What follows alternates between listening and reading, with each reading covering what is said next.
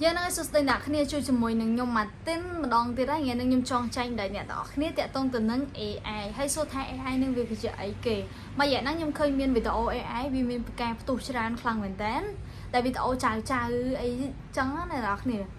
đôi vì tàu giờ tới vì tàu được có ả rụp tộc ta ấy chẳng sao để trên này trên vì AI chat GPT à rồi có AI xem thì vì mìnhจะ chat GPT មួយទៅតែអាច generate បានណាចៅរៀន IT ពិបាករកសង្សារចូលមក group ខ្មែរ coder មកមានប្រុសស្រីស្អាតណោះចៅបិទបជីនៅនិយាយប្រើលោកកន្លែងបិទបជីរួចហើយតែអ្នកគ្នាខ្លះប្រហែលជាស្គាល់ហើយវាច្រើនក្មេងៗឬក៏អ្នកដែលមានវ័យយំទងអ្នកដែលប្រើប្រាស់ social media ច្រើនគាត់ប្រហែលជាស្គាល់ហើយអ្នកខ្លះទៀតក៏គាត់អត់ស្គាល់ទេអញ្ចឹង AI ហ្នឹងវាគឺជាបញ្ញាសិប្បនិម្មិតមួយដែលយើងអាចឲ្យវាធ្វើអីចឹងឥឡូវថាដូចខ្ញុំចង់បានវីដេអូអីមួយចឹងវីដេអូហ្នឹងវាយើងគាត់តែសេអសថាយើងមានភារកិច្ចឬក៏អត្ថបទអីមួយចឹងយើងសេហើយយើងឲ្យវាចេញជារូបភាពអាហ្នឹងវាដូច convert អីចឹងអាហ្នឹងឯងអ្នកនរគ្នាគឺវាបែបហ្នឹងហើយ AI មួយរយៈហ្នឹងឃើញវាធ្វើបានទាំងរូបវា clone ទៅវាដូចហើយវាអាចនឹងមានផលប៉ះពាល់ដោយសារវា clone បានរូបសម្លេងអីជាដើមឥឡូវឧទាហរណ៍ថា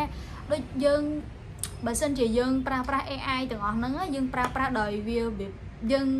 ប្រើប្រាស់នៅក្នុងផ្លូវមួយដែលត្រឹមត្រូវគឺវាអត់អីទេតែបើសិនជាយើងប្រើប្រាស់នៅក្នុងផ្លូវមួយដែលវាអត់ល្អសួរថាវានឹងមានផលប៉ះពាល់អ្វីខ្លះទៅលើជនរងគ្រោះផ្សេងៗដោយសារតែ AI ឥ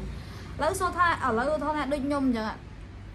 ខ្ញុំប្រើ AI ហ្នឹងដើម្បីទៅឈរបោកម្នាក់មួយទៀតឥឡូវភ័ក្រខ្ញុំអញ្ចឹងទៅឬក៏មិនអញ្ចឹងទៅឥឡូវថតថាយាយរបស់មិត្តភ័ក្ដិខ្ញុំឬក៏និយាយទៅបងប្អូនឬក៏អីក៏ដោយយើងឆានទៅថតថាពេលណាវីដេអូ call ឬក៏ឆាតថាយើងមានបញ្ហាចេះបញ្ហាចូលអីចឹងទៅឲ្យផ្ញើលុយផ្ញើអីចេះមកឥឡូវសួរថាវានឹងមានបញ្ហាអីកើតឡើងថតថាខ្ញុំបោកគេខ្ញុំបានលុយប៉ុន្តែសួរថាជនរងគ្រោះនឹងគាត់មិនទៅដោយសារគាត់អត់ដឹងទីបើគាត់ដឹងពិសេសចាស់ឬក៏អ្នកដែលសូម្បីម៉ាក់ប៉ាខ្ញុំមិនដឹងថាគាត់ដឹងអត់ថា AI នេះជាអីគេពេលខ្លះគឺវាបែបហ្នឹងឥឡូវថាតែគេឈប់បោកអញ្ចឹងអាហ្នឹងទាំងអស់ហ្នឹងហើយគឺវាជាផលប៉ះពាល់មួយហើយរូបភាពខ្លះដូចអីដែលខ្ញុំបានឃើញគឺទីក្លូនរូបក្មេងស្រីឬក៏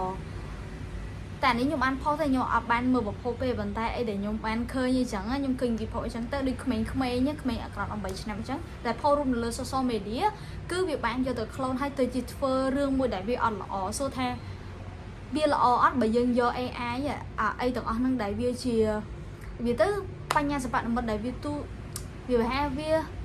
ឆ្លាតវៃវាឆ្លាតជាងយើងហើយយើងយកទៅប្រើមួយផ្លូវដែលវាអត់ល្អយើងយករូបអ្នកនេះទៅធ្វើអញ្ចឹងចុះសួរថាវាល្អអត់វាអត់ល្អទេអញ្ចឹងបើយើងប្រើជំនួយដល់ការសិក្សារបស់យើងក្នុងការស្រាវជ្រាវអ្វីមួយដែលត្រឹមត្រូវហើយយកមកប្រើប្រាស់ក្នុងការងារប្រចាំថ្ងៃរបស់យើងឲ្យបានល្អជាជាងការយើងធ្វើរឿងមួយដែលវាអត់ល្អហើយធ្វើឲ្យមានផលប៉ះពាល់ទៅកាន់អ្នកដទៃហើយវីដេអូ AI ទាំងអស់ហ្នឹងពេលខ្លះវាស្អាតមែនវាអាចជួយយើងបានច្រើនមែនប៉ុន្តែធ្វើម៉េចឲ្យយើងប្រើឲ្យបានត្រឹមត្រូវយើងកុំប្រើក្នុងរឿងដែលវាអត់ល្អហើយខ្ញុំក៏ចង់ចែកម្លែកទៅកាន់អ្នកនរគ្នាដែរជៀសវាងការឆោបបោកផ្សេងៗដោយសារ AI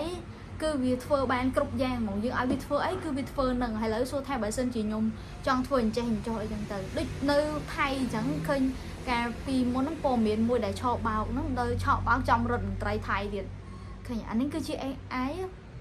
ក្លូនមកគឺដូចខ្លាំងមែនតើអញ្ចឹងឯអ្នកនរគ្នាអីតែខ្ញុំចង់បង្កើនការភ្ជាប់រលឹកហើយក៏ជាសារដាស់តឿនទៅកាន់អ្នកនរគ្នាដែរកូនមុននឹងជឿឬក៏ធ្វើអីមួយយើងមើលផងថាវីដេអូឬក៏អីទាំងអស់ហ្នឹងវាជាការពិតឬក៏អត់ព្រោះអី AI គឺវាក្លូនបានសឹងថា